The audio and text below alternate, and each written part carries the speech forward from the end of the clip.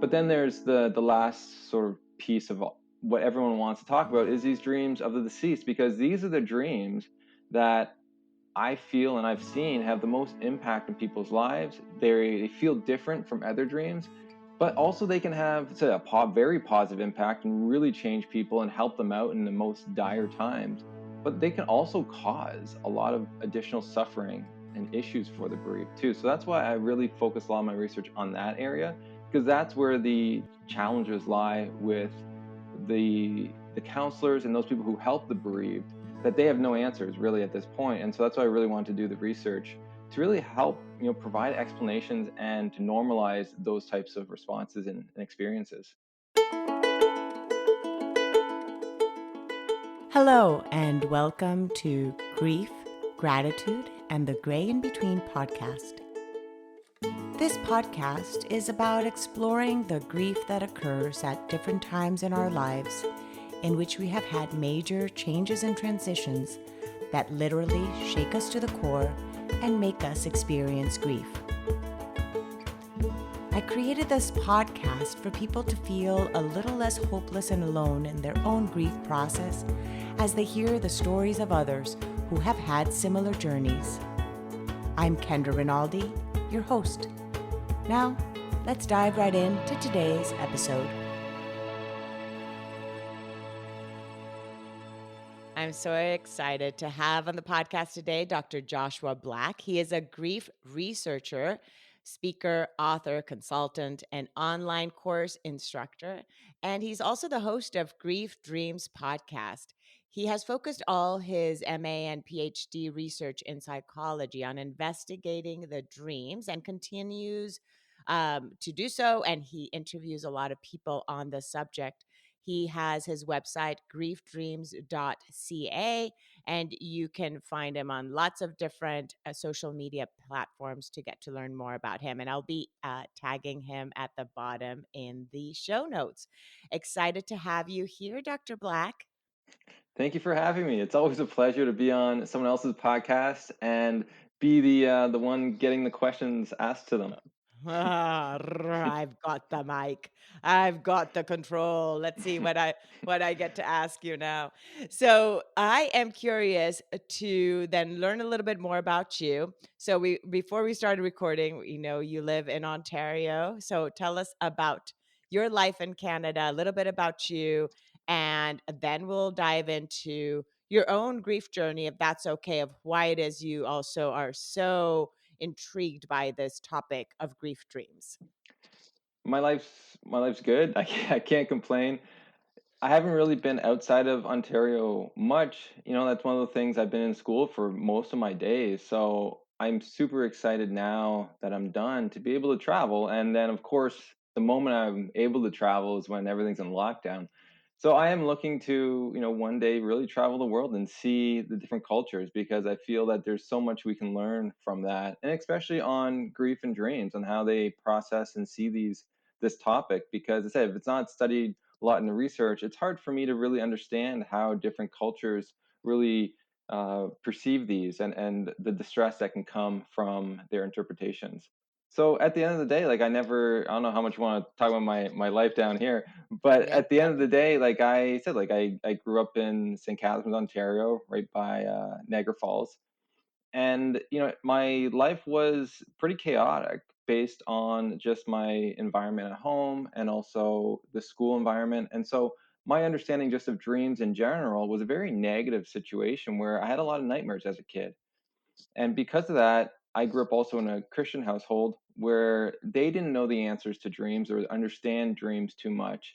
And so they must have been told, and then they told me that these dreams are from the devil. So my understanding was that the devil infiltrates the dreams, and so negative dreams are just something to be afraid of, rather than gain any kind of knowledge about oneself. And now I've learned throughout time that that's not the case. That you actually there's a lot of jewels within nightmares that can actually help us process what we're going through, and to make us aware of what we're processing too, because the mind is really good, I find, at tricking us into believing we're sometimes further than we are, for whatever reason. But to actually gain that emotional intelligence to understand what you're trying to process and how you're feeling in waking life, it's a skill. And I've learned a lot how to do that through actually looking at my dreams. And that was before my dad died. I had, like this very powerful dream that really told me a deep truth about myself, that I didn't love myself. And Mm, for me, that really shook me to the core, because the first time I had a dream that actually meant something, and it wasn't until I was just finished high school. So that's a long time to then finally say, wait a second, I think dreams may mean something. I think everyone around me lied, or just, you wow. know. And So so that that's dream that you had that was in high school, you said? The dream that you had right about after you yeah, right after high school, I had a breakup, and the individual cheated mm, on me, and it broke my heart, and I couldn't eat or sleep for about 3 days. It was the most distressing point of my life, I would say, that moment, and I just didn't know what to do. None of my coping mechanisms were working at that mhm, point. And so, as a in a Christian home, what I did, I don't know if I would say I believed fully in their God, what they say, because of all the trauma going on around me. But there may have been something more. And so I just, bent down my knees and said, like, I just need help. Whatever's out there, can you give me understanding on why I feel this way? And it's interesting because I never asked for it to be taken away. I just wanted to know understanding, because it was so scary. I couldn't mhm, understand the emotions that were going in.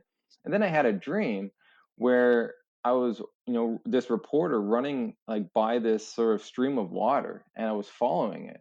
And I was going over hills, under valleys. It seemed like it was like 6 to 8 hours just like running, by this stream, and it opened up to this huge ocean.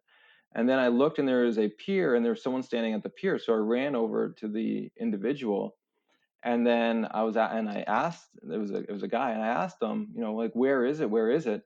As I was like looking for something. And the individual looked at me with those like very knowledgeable eyes, like those people who like know something, like they're just like super mhm, smart. mhm. But they're not going to tell you straight out.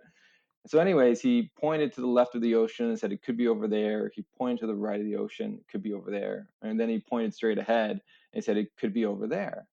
Then he turned and he said, "But do you want to know where it truly is?" I said, "Yes, yes, yes." And he pointed to his mind, and I woke up. And I woke up not only realizing the dream was important, had meaning, but also understood it. And if someone else had that dream, they may not have understood it. But for me at that point, that was so strange. I had no reason to even believe that this was something more going in. And so I knew what it meant. It meant that I was blaming, her, I was blaming him for cheating. But if I really wanted to know the answer of why I was feeling the way I was, I had to look inside. And that's when I realized I didn't love myself. And all she did was bring up a truth that I had hidden throughout all these years, 18 years, right? And so that's my next question after that was, okay, then how can I learn to love myself? And so that's been my Mm. process all the way through, which I think allows me to look at these dreams in a different way too, and also grief. Wow.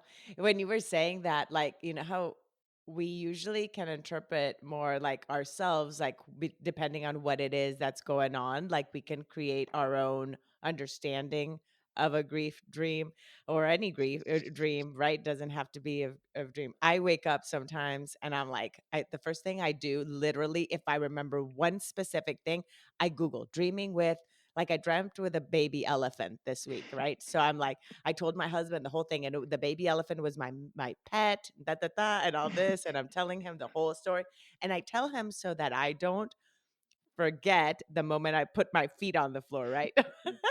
So, because what is your belief about that? The moment we step, like, what is that window of being able to remember, and what is the best way to capture it? For example, this dream that you had, because you still remember it so vividly, Yeah. is it because you wrote it down before you woke up, or like did you just lay in bed and analyze it before you stepped out so that it just sinks in? Because I have others that I really and I have had grief dreams that really have like sunk in, but it's because I've shared them too. So what is your method of remembering? So for that dream and certain some other dreams I had, it just I feel that because it was so meaningful in my life, it's set in one of those special moments. So I'm never going to forget it. But other dreams that maybe I needed to more interpret kind of thing or look at a little bit more, the best way to do that is as you wake up. So you keep your eyes closed you rehearse the dream, so you make it go into short-term memory. So then when you wake up, you can write it down or share it on your phone, whatever the way you want to record it. But that way it actually is there, because there is a thing where people will forget their dreams as they move forward throughout the day. And that's one of the theories of that, is because you're dreaming in a different state of consciousness than you are in waking life. So it's stored in a different way. And that's why sometimes even you'll forget it and then like something triggers you to remember that dream. So it's like it's very hard to retrieve that memory of that dream. So writing it down is the best way to be able to do that. And we also Mm, forget details over time. Just memory isn't, like absolute. So it's mhm, great to be able to have those booklets or those dreams, so you can actually look back and say, "Oh, that's interesting. I forgot about that detail." mhm, mhm. No, that is so true. Yeah, the ones that are really meaningful. It's have you ever has it ever happened to you that you've interpreted a dream, a grief dream or other? Because I'm assuming being that grief dreams are your niche, but I'm assuming that the whole umbrella for you is dreams in general. Is that correct? I really just really look at my own dreams, and because it's so hard to quote unquote interpret someone else's dream, because they have their own Yes, symbols and signs. And as much as I know you exactly. Googled what a baby elephant is, a baby elephant can mean anything to anyone based on Exactly. their previous experiences with that thing, right? What shows Mhm. you watch. If you like, what was that show? Barbar was like an elephant. Oh, yeah, yeah, Yeah, yeah, right. So yeah, like, the cartoon. yeah, Uh-huh. the cartoon, right? So it's really depending on, your symbols and your language. And so it's very difficult to understand other people's. And so when people do look at dreams, the sad thing is they do go to like a dream dictionary to try to help them understand. And that's a very poor way to do it, because Mhm, their language is so different from yours. And if you start looking at theirs, you may now misinterpret your own dream, or you may dream in their language, which makes is very confusing for everyone involved. mm, And so, and it's also, when you look at dreams, it's not just the image. So it's not just baby elephant, what does it mean? It's the baby elephant is driving a car, you're in the back seat, you're eating donuts. And so there's a lot of, there's a lot of symbols going together to produce something, right? It's trying to mhm, tell you like a sentence or a statement. And one word isn't enough for the most part. mhm, And so you have to look at all the other details and how they're interacting with one another to really understand what your mind is trying to get you to be aware of. And for mhm, the most part, there's not many words that are said in dream. It's more of images and actions. And so you're trying to really, you need to spend time to develop your own. And that's why I said, like, after that one dream, I really spent a lot of time trying to understand my own dream language, to be able to now be able to look at the dreams, to gain the wisdom, to be able to produce action in waking life. But yeah, for the most part, though, I really focus on the grief dreams, because I understand so much more about that topic, and those symbols are a little more easier for me because I've seen so many and so many themes. So you start seeing very constant stuff, and it relates to grief in some way for the most part, if it's soon after loss anyways. And mhm. so it really narrows down the focus of the person's life on really what the mind's trying to help them out with. And the grief dreams do not necessarily mean that the person that has died or the animal or the dear one or any particular issue that you might be having in life that's causing you grief, like a transition, major transition in life. It doesn't mean that those issues appear in the dream, correct? Or the people appear in the dreams, not Right. necessarily. It's true, right? Because symbols are fun that way, and since they'll take everything out that you think would be in there and put it in with a different symbol of some sort. So, like for example, after a death, you may have a dream of running by a mountain, and the mountain collapses on you, and so that more or less symbolizes your waking day struggles and the heaviness of the world, right? Mm, So it's very symbolic of your emotions and what you're dealing with. And dreams, when we look at the research, dreams represent our waking life, and so it's very important to know that. And then there are those dreams where the deceased aren't in them, but you'll be visiting, let's say maybe the hospital that they died at, or you may have characters that you're interacting with that will talk about the deceased in some way. So it could be just characters, could be angels, some God, talk to them and reassure them in some way. But then there's the last sort of piece of what everyone wants to talk about, is these dreams of the deceased, because these are the dreams that I feel and I've seen have the most impact in people's lives. They feel different from other dreams, but also they can have, say, a very positive impact and really change people and help them out in the most dire times. But they can also cause a lot of additional suffering and issues for the bereaved too. So that's why I really focus a lot of my research on that area, because that's where the challenges lie with the counselors and those people who help the bereaved, that they have no answers really at this point. Mhm. And so that's why I really wanted to do the research to really help, provide explanations and to normalize those types of responses and experiences. Oh, this is wonderful. So good because it is. It's such a it's a world we do not really fully understand, right? Because as you said, it's just like this other this other world within our world, right? In the dreams. It's like, wait, how come I can run, but I'm really in the dream I'm running, but I'm not really I don't have legs. It's just my, like just all these different things. I'm flying. I'm doing this. I don't know how to fly. It's just such an amazing. I've always been fascinated with dreams. Now let's go back into the passing of your father, since that was something. How old were you when your dad passed away? I was 24 when he died, and it was on my 25th birthday. I was picking out the casket, so he died Oh. just like a couple days before my birthday. And it was, once again, like that. That was the first time for me that I experienced that type of suffering. It was different Mhm. from when I had my heart broken, that cheating. This was a different type of loss for many reasons.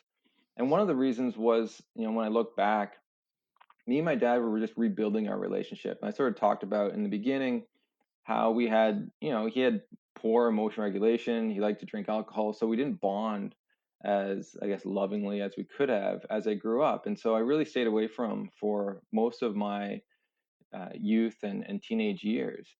And so for me to have those moments of building a relationship for the last year and a half were very monumental for me, to sort of have that relationship I never had as a kid. And it was very special to me. And so when he died, I think that was really a part that was really coming out, because I just started crying. And it was such a shock. I got the call, from my aunt, and it just broke me, and it was very scary to see the emotions come out, because as a typical male, I didn't really cry. And so for for it to just keep coming out, and like it caused it, like, for me it was painful to cry, and then to have the thoughts that came with it, that I wasn't going to have any kind of new memories with him. And then I tried to remember the memories and I couldn't, and so that caused me so much distress, because I felt that, like, I just felt like this is a horrible moment in my time. And it lasted for, I would say, about 3 days. And so I picked up the casket, did the eulogy at the funeral, which was its own moment in my time, where I just kept crying on stage. But I did finish the words I wanted to say. But then I went to school, and what was interesting was I had those moments of deep sorrow, went to school, and then everything went away. But it went away not in like a good way. It went away Mm. that I became almost, I would say, depressed or numb, that I wasn't having experienced any sadness, but also wasn't experiencing any happiness or joy either. Mm. So I was in this like gray area that I was walking around the world that's supposed to be That's colorful. the gray in between? Yeah, I think so. You nailed it there. You just summarized the title of my podcast. Do I get a prize?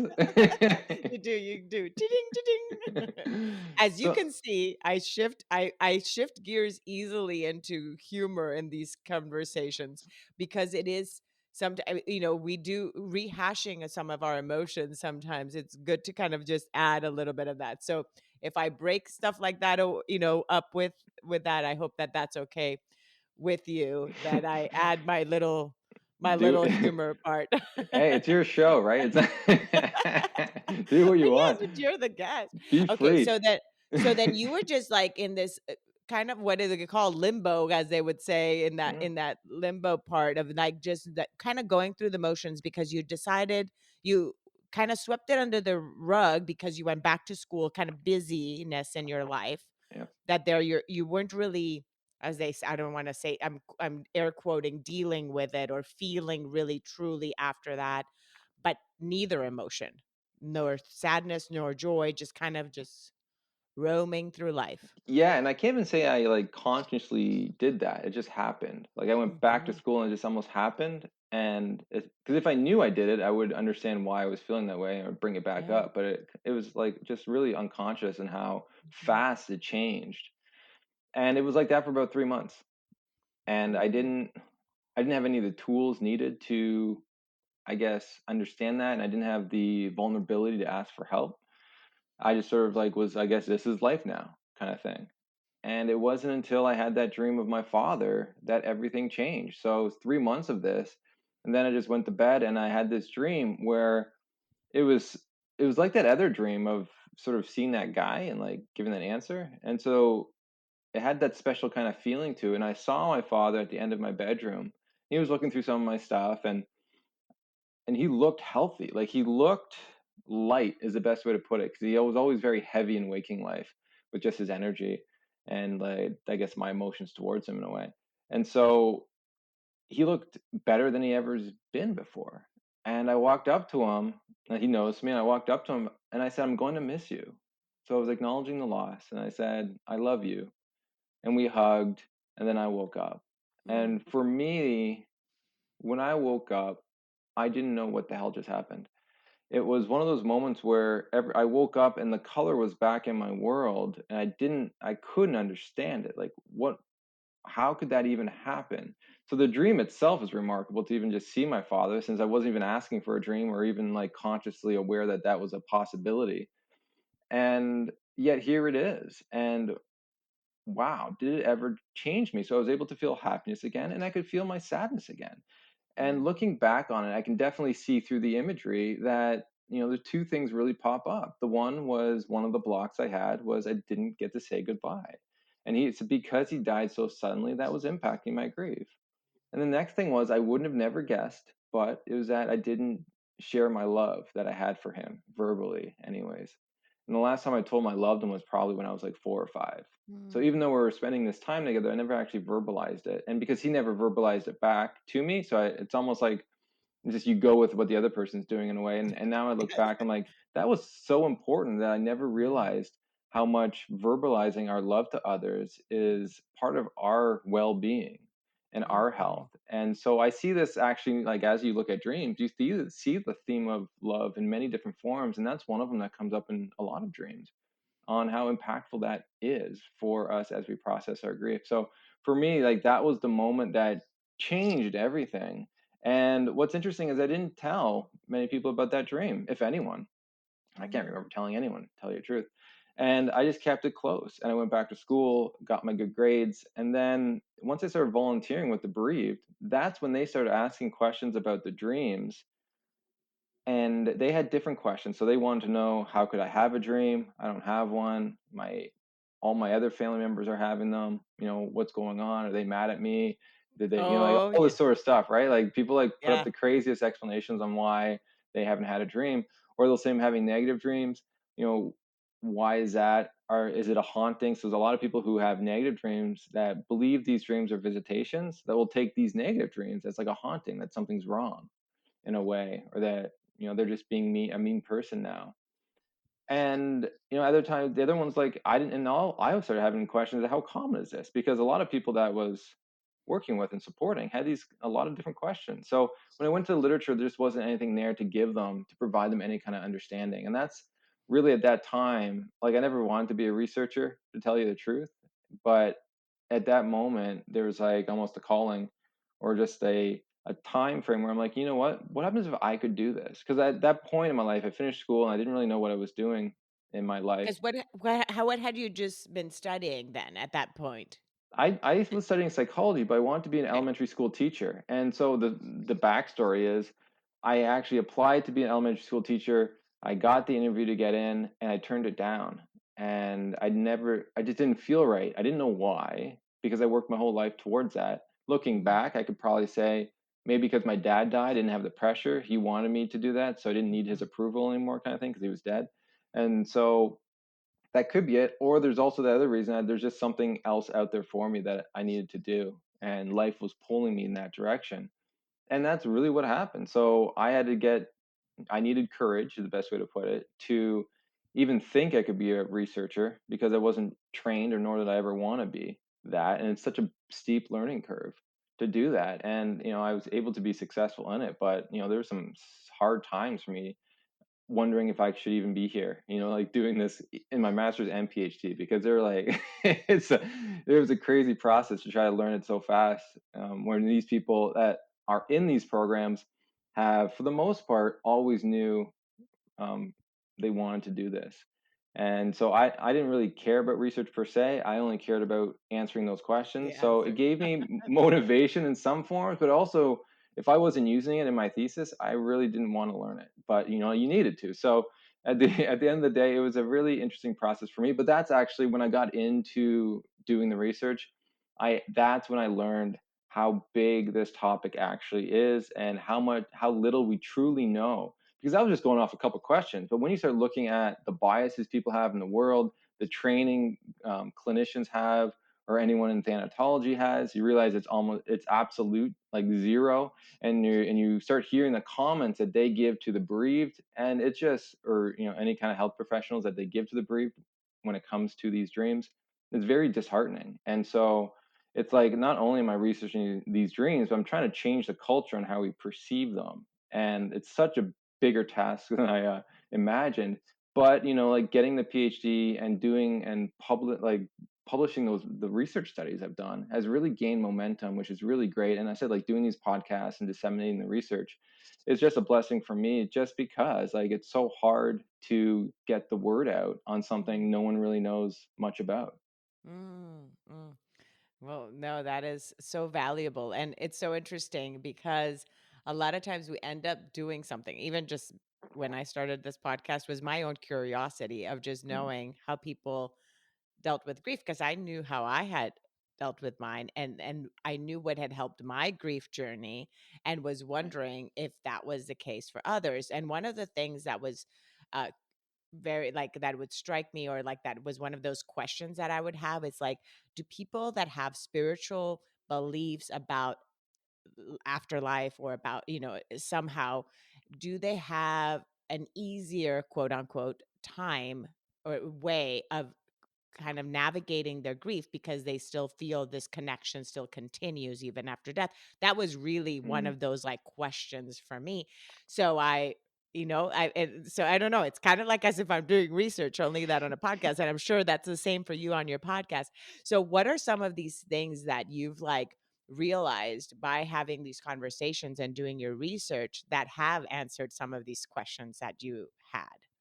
So it's like one of the big ones was, you have to go back to the beginning, is, are these dreams even common? Like, because Hmm. I had mine, and some people had theirs, but is it common? Because no one's talking about it. So I would have thought going in, it was more rare than than any, like, the common, just because if we haven't studied it, it's probably not something that comes up that often. Boy, was Mm. I wrong. It's it's absolutely ridiculous on how common it is. So I did three different studies in my PhD that looked at this, and the first one was on spousal loss. And what I found was 86% of people um, that I surveyed had a dream of the deceased at some point within the first year or two after the loss. And for me, that's absolutely crazy, because 10% of the population doesn't remember dreaming at all. So you're looking at almost most people who dream in general will have one of these dreams at some point in their Mhm. grief, which is, like, just like how crazy that is. Like, and yet we're not talking about it. Then after, also looked at pet loss, and 78% within the first 6 months. And so that number would increase once you go to like a year or 2 years. So you'd think it'd be up to around like 80. And then also after pregnancy loss. So you see numbers as high as 58% within the first year. And that is phenomenal to me, because they have never seen the child, but yet here the child is in their dream in many different forms. So the mother could be pregnant again with the child, but for the most part, it's the child is a baby, or maybe a 1 to 2 year old, could be a 3 to 4 year old, depending on maybe what they hope for, or even the language they want the child to show. Because like if you're longing, or if you want, or the baby needs to, or whatever going on in that moment, says I love you, they got to be a certain age, right? They can't be like a newborn. They have to be a certain age. And what I've seen is that when a child is around a teenage, they're giving a full sentence of Mm. explanation, or to try to help the individual. So for those couple, it's more rare for it to be a teenager. Mhm. But in those moments, the child is reassuring the mother, anyways, that the miscarriage wasn't their fault, right? And to help to release that guilt. And so for me, that's such a beautiful moment because that stuff helps us in many different ways. And you don't need to be spiritual to have those types of dreams either. And I want to say too, for the pregnancy loss dreams, I looked at partners and the mothers who were having the child, and they were both dreaming of the deceased pretty equally. And so it's like we forget, and like even the partners usually even the forgotten mourner Oh, so on true. top of Yeah. even like a miscarriage, they're also disenfranchised too, but even more so the partner, and they're also having these experiences, and and that's, so it's really nice to understand that this is going on with everyone. And then there was a study that looked at children after a parent was killed or died anyways, and 55% of the children that were surveyed had a dream. And that was really interesting to me too. So you start seeing that's like this is so common in the conversation of grief. And with that, we need to start talking about it more. And so that is one of the major things a lot of people go to, like, oh, we didn't know. And for most people, they didn't know because a lot of people don't talk about it. And so it is kept hidden from the world for many different reasons. And just to name a few, like, let's say, like, I've had my own experiences with people. Let's say a pastor, I had this experience. Actually, it's the same pastor that my family went to that told them that dreams are from the devil. Anyways, so the person that was running the church said that dreams of the deceased are also from the devil, good or bad, it's still the devil. And that never really made sense to me. And I started like asking further questions because I've seen like over 1,000 different dreams, and there's different symbols in the dreams. And so then I asked, like, if that's the case, I go, if what about Jesus? He died and he's deceased. Like, is that the devil too? And they would say, no, that's Jesus. I said, okay. What about when there's dreams with Jesus and the deceased? Is that the devil and Jesus together?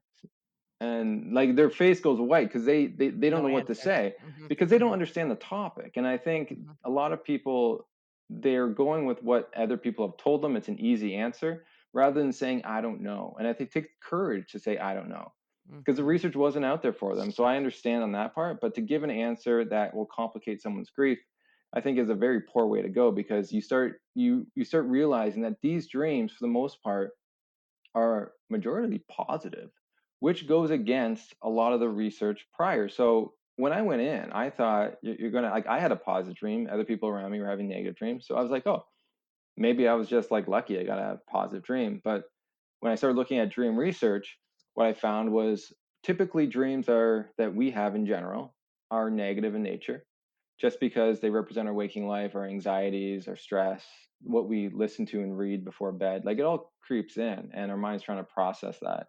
And so we're going to have more negative dreams. After trauma, research has shown that these dreams are even more consistently negative. So after grief, you'd think it'd be somewhere in between. And when the deceased in there, probably somewhere in between. So you're probably going to have more negative dreams of the deceased. But the crazy thing is, when you actually start doing the research, it was a huge winner for positive dreams. So it went against what typical dream research would have thought going in. And that's where Mm, I think people get the idea that these dreams are different in whatever mhm. way they want to believe that to be true. But just for example, after the spousal loss study, 92% had a positive dream of the deceased, and 40% had a negative dream. And after pet loss, it was like 90% positive and 25% negative.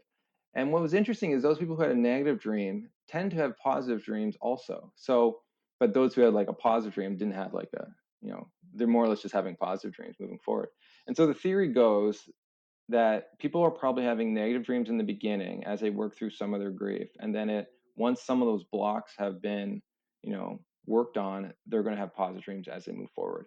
And so that's sort of the theory. We need to do more longitudinal research to understand that, but either way, we're having way more positive dreams. And when I ask about these dreams to people, even on the podcast or anywhere else, they typically report a positive dream. That's their most memorable dream. And most people will have more than one, but some people only have one. And so the frequency is very interesting also. So like those are the very, very important questions as we move forward. Then the big one, well, last thing though. So another big question I went in there asking, because a lot of people were complicating their grief with it, Agree. Mhm, was why am I not having a dream? mhm, Right? And that so like I've heard like stories where people think that they're mad at them, that they mhm. didn't cross over, like those spiritual people, or they're just jealous that other people have. And you want to, and even people that run support groups said they don't want to talk about dreams in those support groups because They don't wanna not make everyone's going others to have one. jealous. Yeah, Yeah, you make yeah, other yeah. people jealous, and that's not what they want within the group. I have a support group, so Okay. I understand those dynamics. How come but some don't like to dream. There's some people that don't. But go ahead, continue the, uh, the the Okay, yeah. description. Yeah. So I want to give people a scientific explanation on why they're not. So we can reduce some of those complications of putting on their grief and just work with the grief. And what I found was after multiple studies, so it's great that the information was replicated, that dream recall is the most important factor in general. So what it's saying is the more you remember your dreams, the more likely you're going to catch one of these dreams to remember. Yes. And so what it's also saying to me is that people are probably dreaming of the deceased more than they're actually remembering it. And so that goes back to the, trying to understand why we remember certain dreams over others. But it also says that you could actually, but there are ways to increase your dream recall if you wanted to. And then that may help you, capture one of these types of dreams. But I always put a caveat in there that, like if you're going to remember more dreams, an issue is you're probably going to remember more negative dreams because you are working through your grief and your struggle. So you might have some nightmares. Deceased might not be a part of that, but you will still have to work through those dreams, and that takes some time to, it said, to understand your dream language. But there are tools and a lot of jewels within those dreams that, if you see someone like, I run a grief dreams consulting business that I do sort of take in clients where I do help them like understand some of these dreams and how it reflects waking life, because it is a struggle to do that. And so, for them, that's an ability. And to remember more dreams, research has shown that you just have to value them. So you have to want them, want to have them, and then when you do have them, write them down. Because what you're trying to train yourself is that they're valuable now. Because our culture Mm. has, Western culture, anyways, has devalued dreams so much so that we forget them and we don't think they're important. And so why would the mind want to remember them? And so that's just an easy technique to be able to remember more dreams. That is awesome. I'm there's a couple questions I have here in my head. Sorry, as I'm writing here that train yourself to value your dreams really so that you have more dreams.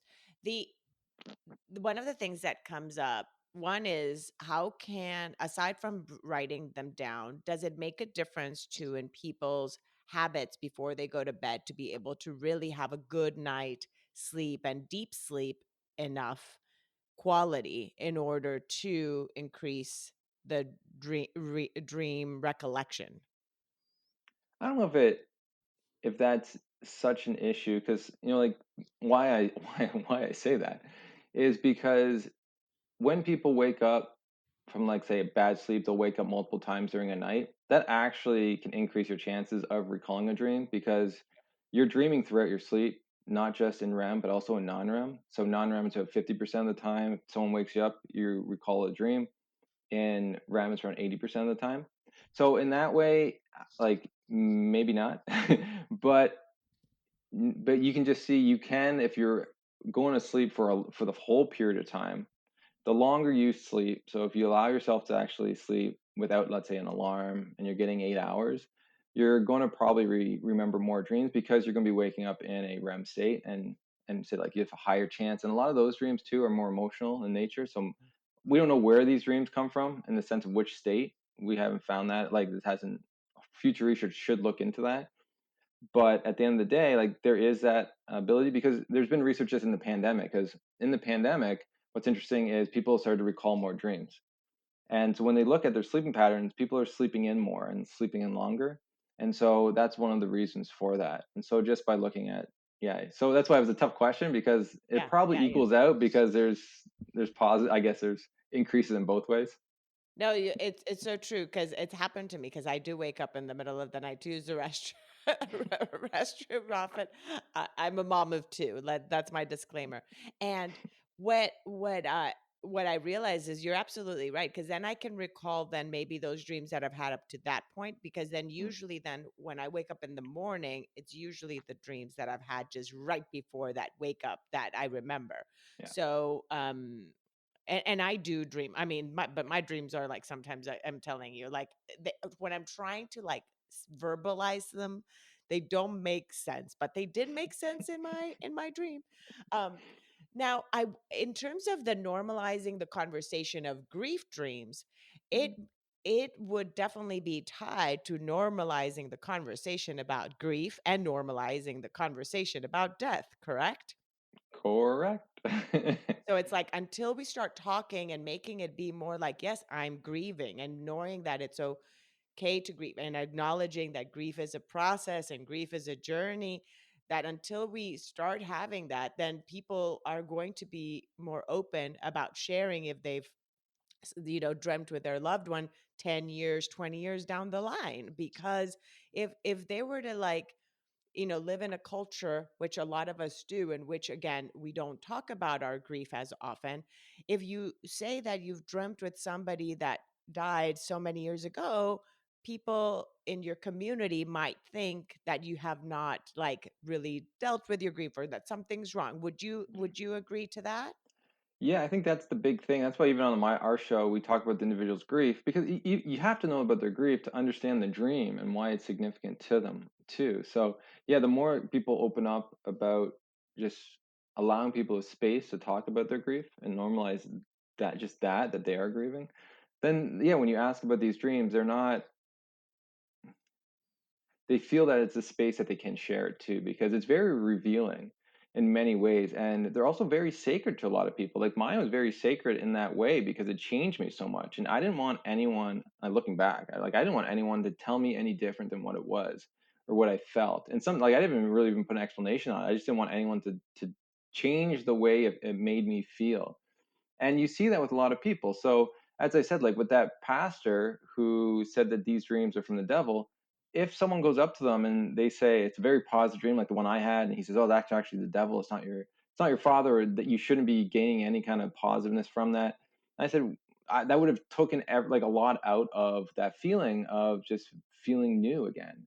And but Mm, yet, like I don't want to sort of put a mark on the Christian faith just because there's other pastors who do view it as a visitation or has viewed it as they don't know, but they accept the benefits of these dreams to the grief journey. And you see that with multiple religions and multiple cultures. I think that's the issue is that haven't really seen one culture or religion that has gotten everything that like everyone has it like organized to what it is. And I think because there hasn't been the research, so there's just a vast array of experiences people can have, and it's very hard because those people who do believe these dreams of visitation, well, now you have to use discernment. When are they and when are they not? And that changes based on your understanding of grief and understanding of maybe what these dreams are really doing. But I come to the point of when it comes to this that it doesn't really matter. Like to me, what you believe in the sense. It's interesting to me on how the dream theme formed, but I think like how you interpret the dream is one thing, but the dream itself is doing something. But as long as it's comforting to you, so as long as it's comforting to you, I'm learning. I'm willing to be there for you. But if it's distressing, that's when we have to have a conversation, and you bring in research, you bring in other stuff to the conversation to help the individual normalize those experiences. And people can have very distressing feelings based on a positive dream too. And I think it's very important to know that based on their interpretation of that, and also based on what they see those dreams as too. So like someone that believes in reincarnation, if they have a dream of the deceased, they may believe that it's a sign that the deceased isn't reincarnated. And that can be a negative thing for multiple reasons because there are these thoughts that an unreincarnated soul can hinder you in your process on in life, like can make you sick and stuff like that. And you see that in other even Aboriginal cultures too. And so what's interesting is that let's talk about that. Like, what does the research sort of say? And so those are the main things about let's it's first thing about grief, which I think the culture is getting a lot better at. But now it's the next part is let's talk about the dreams and also people's sleep because sleep becomes you have to like understand the importance of sleep in general in the grieving process too. And a lot of groups I've been a part of avoid not only the topic of grief dreams, but also the topic of sleep. And if you're not getting the right sleep, you're not going to be able to do the grief work you need to do. So with dreams then and sleep, then is there like a link? Do people that study sleep, do they also study dreams? Like do research, do you know if that or not? Not really. It's usually they have it's their own section, right? So sleep researchers usually just study sleep because that's also, I say, not undervalued, but it's very hard to study. There's not many sleep labs in the world to study it, and it's very expensive. So there's so much that we still don't know about sleep that they're trying to figure out. And then there's dream researchers who, there are some that may have someone in a sleep lab, but for the most part, a lot of them it's based on self-report and trying to figure out dreams on that aspect. So there's some that may do both, but for the most part, they are separate fields of study. Mhm. So it's like, yeah, so it's but you and what you said regarding then the sleep of the person that's grieving, uh, that is valuable too what you're saying because if we don't have enough quality sleep then in general in life regardless of whether we're grieving or not it affects our everyday, it affects our mood, it affects our energy, it increases depression sometimes as well, correct? Like sometimes, Yeah. yeah, if we don't sleep, so anxiety, all these other aspects, so addressing sleep, quality of sleep is important when you're talking to somebody that's grieving and seeing how they can better their sleep because it can also ease their waking hours too. Yeah, Their like waking you're already grieving, then you have the sleep deprivation on top of it, so you're more irritable. You have issues with memory, problem solving abilities down. Also, your immune system shot too, and so you'll get sick more often. And so there's just so many blocks for you to actually process something so heavy that if you're not getting the sleep, it's going to be very hard for you to process your grief. Mhm. Yeah, no, that's so true.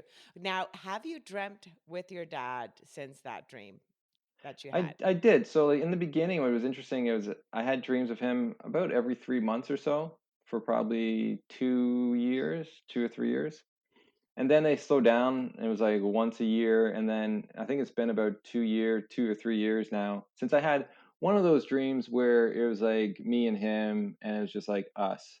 And like those are the dreams that a lot of people will say are like foster that continuing relationship or that continuing bond. Like there's dreams where he's like in the background and just a part, just a character, but I don't really. Those aren't as those don't facilitate that kind of connection. It's like nice, oh cool, like he was in the imagery, but it's not like, oh, I had like a one-on-one, you know, chat with them about my life or anything. So like those are the ones that I value the most is that. And so it's interesting. So the next dream I had after that dream, so that dream helped process a lot of my grief. Tell you like, and so the next dream I had, I said like about 3 months later, it wasn't about my grief anymore. It was actually about my grandma's. And so him and his mother, right, my grandma, had a very special connection. And talking about, a mother's grief when they lose an adult child, she Mm. was devastated. And I like went over there a bunch to try to like just talk to her about it and stuff. And then anyway, so the dream I had was me and my father were driving in his van that he had. It was like a safari van. And we pulled up to her house and we both got out and we were staring at the house. And he said, she's doing pretty okay without me. I said, yeah, Dad, she is. And that was the end of the dream. But it was such an interesting dream because it reflected on her grief, and even though that she was struggling with it, she was also processing it too, so she was doing okay. And you said my aunt, on the other hand, wasn't as well. So like it's just interesting to sort of see how it just changed focus. And then as I was in university in my PhD, I remember I had a dream where it wasn't about anyone's grief. And so this is probably maybe 8 years after that, his death. And he just I was in my room and I was working on something. So in the dream I was working on something with school, and he walked by and he said, is there anything I can do for you? And I said, no, Dad, I'm pretty okay right now, but in a year I may need a new laptop. Which is just kind of cool. And then he smiled and I woke up. And so it's just like those moments where like, yeah, like that, like something I do miss is like just having that, and even to have that concern like as a father, which is interesting because like as a kid, I didn't really sort of see that. He never asked Mm. those types of questions, but there he did, and I think that's kind of remarkable. And I feel that, so like it's interesting how these dreams has changed my relationship with him, which I think is really fascinating. I see this a lot of times too. I've even seen, I had a guest on the podcast, Judy Hinderer, and what was interesting is she never even met her dad, and so she never developed a bond. But when she was getting older, she started having these dreams of him being a father and giving her fatherly advice. And with those dreams, she said she actually developed a relationship and a love for him that she never had prior. And I think that is fascinating that that can Mm. happen and these dreams can be a part of the way that we can do that because it helps us continue that bond. It helps us grieve in a new way, and it helps us make meaning from our lives in a different way too. So, anyway, there's a lot of grief work that goes along with these dreams, which is just why I love them so much. And like people who are spiritual or not are still having these dreams. The content may be a little different in the sense of if it's a positive dream, one may be in, let's say, an angel may be with them, and they're telling about heaven. Another one, they're not. But the core of the message is that there's love that they are there with you. That's the core. And so Mm. for me, it's just a beautiful reminder of that love, even though we're grieving, is still a big part of who we are and that we can get to a point at some point that we can feel it. And these dreams, I think, allow us to realize that that possibility is still there and it gives us hope for where we can be in the future. Because in these dreams, they're acknowledging for the most part that the person's dead, and yet they can still have this love. And I think that is the challenge in the grieving process is to love them despite the fact that they've died. And like, well, to not have the sadness when Mhm. you think about their death, but you can still sort of acknowledge the death and feel that deep sense of love. And I think that's sort of the challenge that we work with as we move forward. Oh, that's so awesome. That's so true. Because one of the things that we miss a lot of times, I could tell you just briefly, one of the dreams I had with my sister died when she was 18, I was 21. She died in a car accident, and I don't recall if it was about a year or two later, I had a dream, and I maybe no, actually, no. I had a dream maybe shortly after she died, but I interpreted it in a way that made sense to me Mm. in that moment. But in the dream, the main thing was I wanted to hug her, but I couldn't. But I was introducing her to somebody. And I said, so I won't go into the details, but I was like, just like introducing her to somebody. And then she would say hi to this person, da, da, da. And, um, and then I said, "Oh, how I wish I could hug you," like in the dream, but it was an awareness that I couldn't. It Mm. was an awareness that I couldn't, and but yet, here I was introducing her to this person. So I woke up and I totally, made my own interpretation. The girl's name that I was introducing her to, her name was Hoda, which is a Persian name, or Arabic, but how it's pronounced, depending on how you pronounce it, can also mean God. And I used to, Mm. because I'm not Persian, how I would pronounce it would be like I would pronounce it. I forget even which one is the right. I think more like ha, like that, and that with that more guttural kind of sound is God, Hoda, and like you change the accent. So then when I woke up, I'm like, oh, okay, she's in her path to meet with God. And she was looking actually at Mm. pictures in the dream of the Holy Land, and like of I'm a Baha'i, is the faith that I'm a member of, and it was of the gardens in Haifa. She was looking at pictures of that in her, Mm. like in an album. So I woke up and I was like, "Oh my gosh, she's on her path." Da, da, da. Oh. Well, I was good with that interpretation. About maybe a year later, turns out I go see this group. Are you okay with me sharing this Yeah, yeah, yeah. dream on the thing? But it's just because of those things that interpretations happen sometimes after. I see this. I went go to see this performance of some friends. They were going to be traveling. She was in it. My sister used to be in a dance group when she passed away, and so they were going to be traveling to Bulgaria. To perform these dances. And so I went and saw the performance. And as I was seeing the performance of this girl, Hoda, the girl that had been in my dream, with this boy named Jesse, who had been in the dance group with my sister. They were dancing this thing, and my sister used to do that piece that she was dancing, and I Mm, had seen it in video only. I had not been able to see my sister live just because of where she lived. So I was watching that performance, and in that performance, I was seeing my sister. Like, that girl right there dancing was my sister. And I'm like there and I'm like crying and so when they come out and I'm talking to them, this girl said, I said it was beautiful, it was so beautiful, and I was talking to her and to Jessie, and she said, Kendra, I learned it watching videos of your sister. mm, And listen, I still get chills till this day. This has been, I'm 45. Okay, so this is in my this is over 20 years. And I'm like, oh my gosh. And so then I hugged her mm. and like a movie, replayed. And in that moment, I was hugging my sister. Wow. It was like, oh, and the other thing is, they were actually on their way to Bulgaria. They're gonna stop. They were gonna stop in Haifa. And she said, "We're actually doing." They were doing this trip in honor of my sister. She had only met my sister once, like years before, because my sister had lived in that same city. So they were doing this honor and they were going to say prayers for her in the shrines in Haifa, Israel. Like it was like to the T of that dream that I had had, and I had thought I had already like interpreted what meant for me. So I was Mm. like, great. I'm like, they're like crying. Of course, she has no clue why I'm crying, but I'm like, I just hugged my sister. Like I was just like, crying, bawling.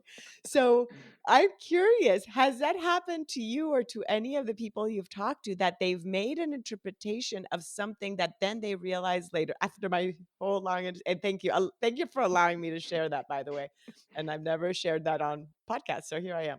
Um, what have you noticed that people may interpret different later on in life? Like, Of course, and I think yeah. people will they knew with any dream, and these can be the same way where they'll notice certain aspects or they'll make links to new things that they didn't even know before. I had a individual that came on the podcast recently, Sabrina, I believe her name was. Anyway, so her dream when she had the dream, I'll just share it. So she met this motherly individual. She felt there was a connection there. She went into the person's house and she saw like this map on where her father was. And then all of a sudden she turned around and her father's right there, like in the kitchen, and they embrace. Her father had passed away? Her father had died, yes. Uh-huh. And so she woke up just feeling grateful to have the moment of embrace and to feel that love that, she finally found him kind of thing. Anyways, only the time go by where she was telling other people, and someone suggested maybe it's like that woman's a family member that has Uh-huh. died prior.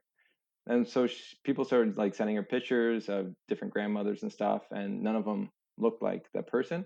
And then someone sent a picture of, I think it was her great grandmother that was young, and it was exactly the same person. So for her, it changed the dream in a different way because now the person who was guiding her into the house was actually a relative that had died prior. And so for her, it also the mystery of she's never seen that photo, but yet here I had a dream of that individual. So there's a lot of different ways people can like take these dreams, and also, but that's the benefit of it. That's why if someone had a negative dream and they took it as a haunting, well, then if someone later on looks at it and says, actually, it may reflect aspects of your guilt or your grief, well, then they change that. And so there can be benefits to that, and going over dreams that you once had to try to make some understanding of it. Like I have a bunch of stories, but I had once I was I at know, you this. gotta listen to we have to listen to your podcast You too to hear do, all these yes, other yes. Well, I stories. remember I was at a conference and this like 6-year-old individual came up to me and she said, when I was a kid, my sister died. So she said I was like around 8 or 9. And she said, I always had this dream of my sister being dragged through the house, the hallway, by Barney Rubble, who was a part of the Flintstones, which was Oh, a yeah, yeah, children's yeah, yeah. cartoon show. Yes. And I've never seen that or heard about that dream before, but she's like, can you provide me any understanding? And I just sort of thought about it. And for it to be repeated was very important for anything. So if something's repeated, it means that you're not getting it, right? There's something that it's really trying to get you to showcase.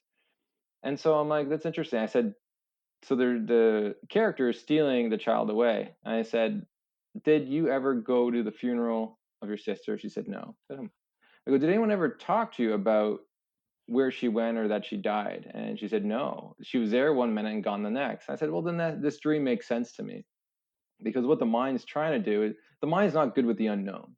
And so it tries to put an explanation on it. Hence why people want to sort of share what they think these grief dreams are, because there's just a lot of unknown.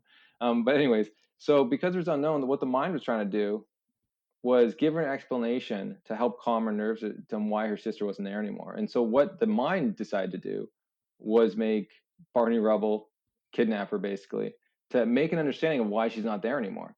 But this highlights the importance of not only talking about the grief with children, but also the importance of asking the dreams that the children are having, because you can get these Mm, flags or these moments where you can reflect on what do they know, are they still trying to process.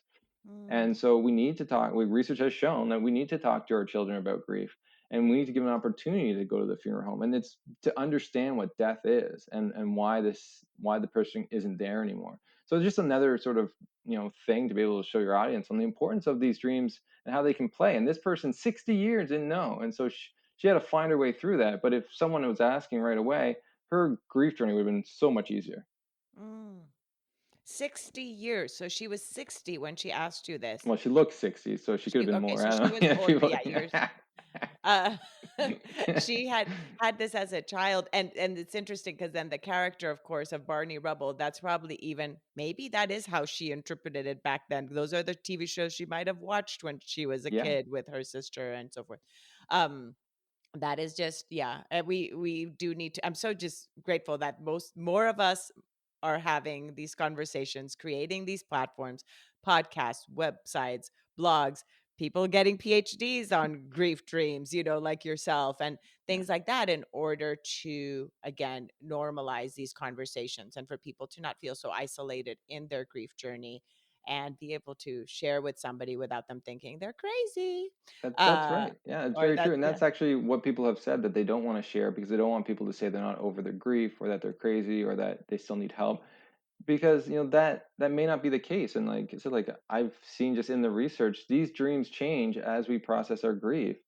And so even if you're dreaming of the deceased, doesn't mean that your grief has resurfaced per se. It could actually be there to try to help you process what you're currently dealing with, because a lot of these dreams are very loving, and that loving presence helps us re, um, help us regulate our emotions a bit more, help us take a breath of fresh air to then look at the problem a little differently when we wake up, because we're not Mhm. in deep stress. And so just to say that, so like after grief, a lot of the stuff focuses on our grief journey.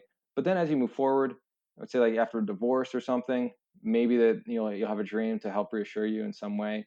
But even in the pandemic, it's a perfect example. I'm seeing a lot of dreams that are based around the feelings of the pandemic. So if someone's feeling very Mm. lonely, what happened? What I've seen, anyways, is that people are dreaming of the deceased more often, and they're just hanging out, they're being together, because that is something that they're longing for in waking life that they're not getting. But they're also probably stressed. And if you look at, what's probably the best character to be in your dream, spiritual or not, is probably someone that you love that has probably died, because there's a bond there that you seek. And then, like even I've seen the deceased ask about the pandemic, or you give reassurance about it, or even problem solve their own feelings with it. And so there's a lot there. And then when you look at too, just in the pandemic, a lot of people are dying and are grieving. They're going to have a lot of these grief dreams that are going to help them with the current issues they're dealing with. And some of them are they can't get to the deceased because of border issues and all the vastness of issues when it comes to when people are dying in hospitals. You only allowed two people in, all this sort of stuff, right? And so there's a lot of complications now with the grief journey, and these dreams can help that in multiple ways. Mhm. And I've seen that actually that has come through. So I just want to sort of mention that. And then at end of life, what's beautiful is these dreams then change again to help the individual let go of their body and to let go of that struggle, and to reassure Mm. them that it's okay if they're spiritual, that they're going to be there when they die. So you just sort of see how these dreams pop up. So after grief is sort of really worked through in a way, they pop up in other significant moments in people's life where there's great struggle or strife. So it's just that's the beauty of these dreams, and that's where I can't fully understand it, because why? Why doesn't it happen all the time? Like, it's just Mm, like these moments, though, that it can really reassure people and give them the motivation to continue. Like, I've seen dreams where, I know I'm going on a little tangent, but I've seen dreams where people are wanting to kill themselves because of the suffering that they're facing. And these dreams help them to not kill themselves anymore, to redirect them, to give them love. But also, people who are in a deep addiction can have these dreams and then they quit soon after because there's something changed in them. Like what happened with me, something changed. And there's still a lot of mystery to that, and a lot of research still needs to be done. But I think that there is a piece in that to solve, I think, a lot of our understanding of what a human is and what a human needs to live in this mhm. life. Ooh, ooh. Yeah, it's like we're not just flesh and bones, right? Like there's all these intrinsic, even just within the brain component and Yeah. this. If we're just scientific, if we want to just look at it in the scientific part, then all these little things of neurons, this or whatever happens, right, in the brain Yeah. during a dream that maybe shift then what the person then Well, something's feels when they gotta. wake up. If we wanna go with the spiritual component, then we know that we're because 'cause we're also emotions, right? So we Mhm. are emotions, we are thought, we're, spirit again, I always include the spirit component because that's how I see it, but we are just so much more than just what we see.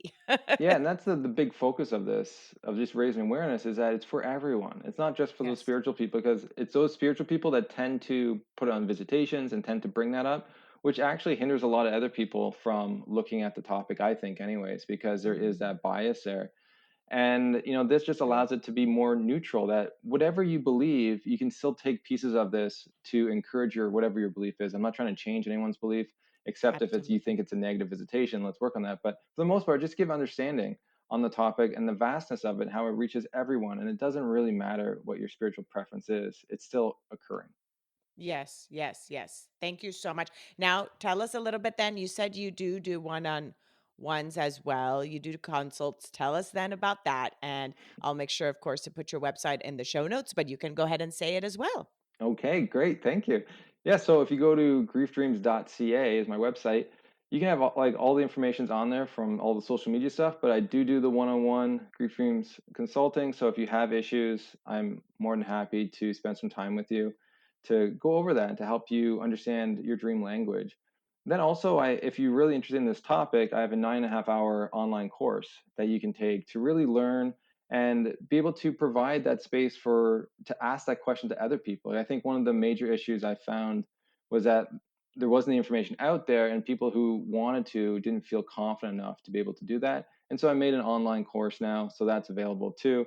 And say if you just want to know more about, just hear more about these dreams, the Grief Dreams podcast, the way to go, or my Instagram. I'm also on Clubhouse now too, so we're going to be interviewing people on Clubhouse and talking about this subject too. So if you're on there, you can find us at Grief Dreams, and we run the Grief Dreams Club and the Grief Cafe Club. Oh, Greek cafe. I like that.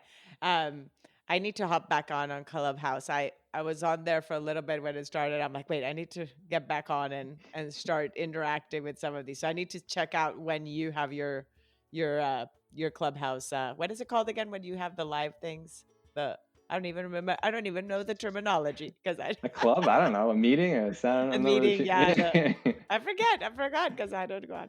Thank you so much, Dr. Black, for being on here, sharing all your knowledge, listening to my dream as well, my elephant dream and my sister's dream. I'm just so grateful for you to take the time to be here, share your experience in this topic, and now for people to get to know you a little bit more as well. So thank you. Well, thank you for having me on.